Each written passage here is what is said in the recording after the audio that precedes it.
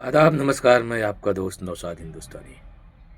देखिए दोस्तों, ये बात समझने की है कि मौजूदा सरकार ने कहा था कि हम गरीबी को हटा देंगे। सच तो ये है कि ये सरकार अब गरीबों को हटा रही है। जी हाँ।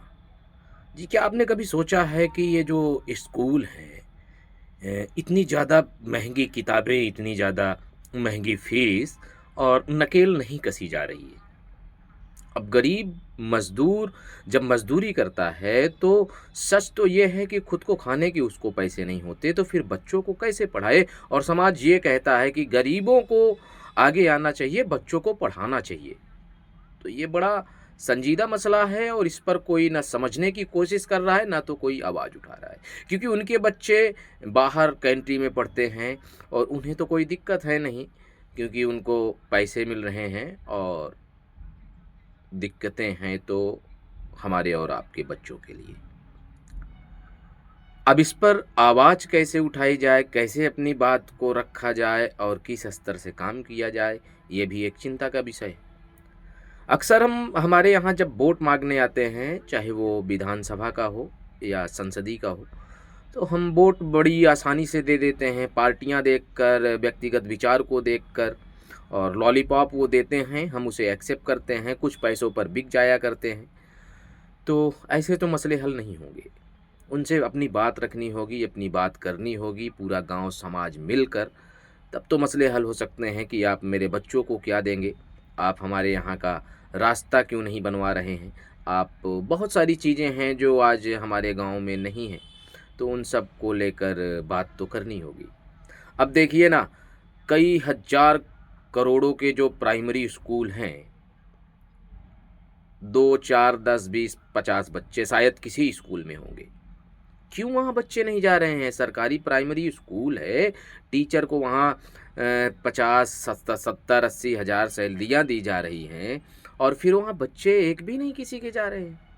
सच सच बताइए, किसके बच्चे जा रहे हैं प्राइमरी में? किसी के बच्चे नहीं जा रहे हैं। बस नज़दीक जो हैं वो 2-4 बच्चे यूँ ही चले जा रहे हैं, छोटे हैं, तो ऐसी ही बातें हैं। तो ये करोड़ों का प्रोजेक्ट नुकसान हो रहा है। मेरी तो अपील है, कोई भी संसद अपनी बात को इस तरह से रखे कि 1 से लेके 5 तक जो बच्चा प्राइमरी में ही पढ़ा रहेगा, आगे उसे ही सरकारी नौकरियां मिलेंगी। तो मुझे लगता है कि जितने भी प्राइवेट स्कूल हैं, तो उनकी तो भाई होश उड़ जाएगी, वो फीस कम करेंगे ही करेंगे।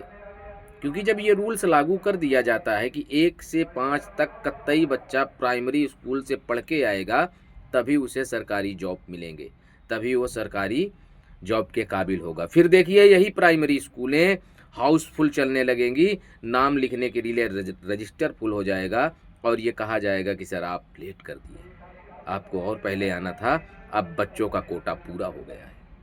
तो इस तरह से क्यों काम नहीं किया जा रहा है?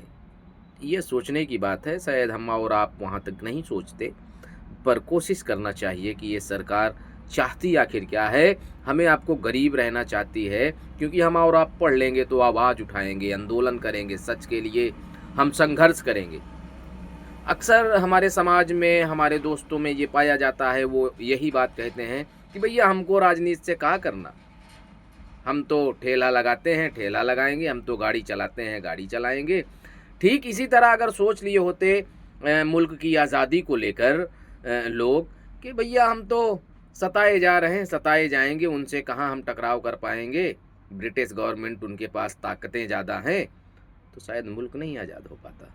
तो इस तरह की सोच को आप बदलें, अपने लिए आवाज़ उठाएँ, अपने बच्चों के लिए आवाज़ उठाएँ, अन्यथा आप मिटा दिया जाएँगे और फिर आपकी आने वाली जनरेशन क्या करेगी? सरकारी नौकरी नहीं, कोई वैकेंसी नहीं, एक गरीबों के लिए आर्मी होती थी तो उसको भी अ, अग्निवीर करके 4 साल कर दिए।